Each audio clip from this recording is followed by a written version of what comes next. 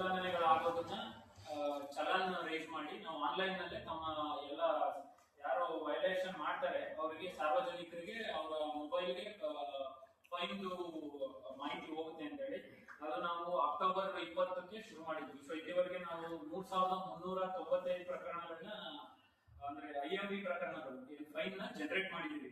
So total amount ಅದು 20,32,000 ರೂಪಾಯಿದು ನಾವು ಫೈನ್ ಜನರೇಟ್ ಮಾಡಿರೋದು. ಸೊ ಹಾಗಾಗಿ ಈಗ ಹೊಸ ವರ್ಷದಲ್ಲಿ ಇನ್ನೊಂದೇನಾಗುತ್ತೆ, ನಾವು ಆಟೋಮ್ಯಾಟಿಕ್ ಏನು ಮೆಸೇಜ್ ಹೋಗ್ತಾ ಇದೆ ಟ್ರಾಫಿಕ್ ಚಲನ್ ಜನರೇಟ್ ಆಗಿದೆ ಅಂತ ಅದರಲ್ಲೇ ಒಂದು ಲಿಂಕ್ ಬರುತ್ತೆ.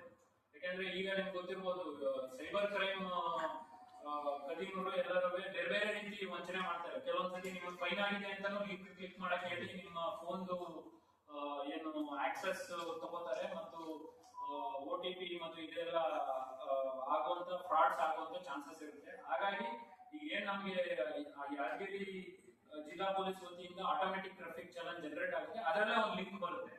ಮತ್ತು ನಾವೇನ್ ಹೇಳ್ಕೊತೀವಿ ಅದರಲ್ಲೂ ಕೆಲವೊಬ್ಬರಿಗೆ ಸಂಶಯ ಇತ್ತು ಅಂದ್ರೆ ಡೈರೆಕ್ಟ್ ಟ್ರಾಫಿಕ್ ಪೊಲೀಸ್ ಸ್ಟೇಷನ್ಗೆ ಹೋಗ್ಬೋದು, ಅಥವಾ ನೀವು ಸಿಟಿಸನ್ ಸರ್ವಿಸ್ ಸೆಂಟರ್ ಅಲ್ಲೂ ನಿಮ್ಮ ಚಲನ್ ನಂಬರ್ ಹಾಕಿದ್ರೆ ನಿಮ್ ವೆಹಿಕಲ್ ನಂಬರ್ ಕರೆಕ್ಟ್ ಆಗಿ ಜನರೇಟ್ ಆಗಿರುವಂತದ್ದು ಮತ್ತೆ ಯಾವಾಗ ಆಗಿರುವಂತದ್ದು ನಮ್ಗೆ ಬರುತ್ತೆ. ಸೊ ಆ ರೀತಿ ಅವರು ಅಲ್ಲೇ ಕಟ್ಬೋದು. ಸೊ ಹಾಗಾಗಿ ಇದು ಒಂದು ಟ್ರಾಫಿಕ್ ರಿಲೇಟೆಡ್. ಇನ್ನೊಂದು ಆಲ್ರೆಡಿ ಐ ಥಿಂಕ್ ಒಂದು ಇಬ್ರು ನ್ಯೂಸ್ ಪೇಪರ್ ಅವರು ಸುದ್ದಿ ಮಾಡಿದ್ದಾರೆ ರಿಗಾರ್ಡಿಂಗ್ ಟ್ರಾಫಿಕ್ ಎಕ್ವಿಪ್ಮೆಂಟ್ಸ್. ಸೊ ನಮಗೆ commissioner of traffic and road safety Bengaluru ಇವರ ವತಿಯಿಂದ ಟೋಟಲ್ ಒಂದು 4 crores ವರೆಗೂ ನಮಗೆ ಅಮೌಂಟ್ ಬಂದಿತ್ತು. ಸೊ ಅದರಲ್ಲಿ ITMS ಮುಖ್ಯವಾದ ಒಂದು ಅಂಶ. ಅದರಲ್ಲಿ ITMS ಅಂದ್ರೆ ಇಂಟೆಲಿಜೆಂಟ್ ಟ್ರಾಫಿಕ್ ಮ್ಯಾನೇಜ್ಮೆಂಟ್ ಸಿಸ್ಟಮ್ ಯಾದಗಿರಿಗೆ 1.22 crores ಕೊಟ್ಟಿದ್ರು. ಸೊ ಈಗ ಜಿಲ್ಲೆಯಲ್ಲಿ ಮೇ ಬಿ 7 ಕಡೆ ಅದನ್ನ ನಾವು ಅಳವಡಿಸ್ತೀವಿ. ಅದು ಟೆಂಡರ್ ಮುಗಿಯಕ್ಕೆ ಬಂದಿದೆ. ಮೇ ಬಿ ಇನ್ನೊಂದು ಈ ಒಟ್ಟಿನಲ್ಲಿ ಈ ಆರ್ಥಿಕ ವರ್ಷದ ಒಳಗಡೆ ಮುಗಿಯುತ್ತೆ ಆ ಏನು ITMS.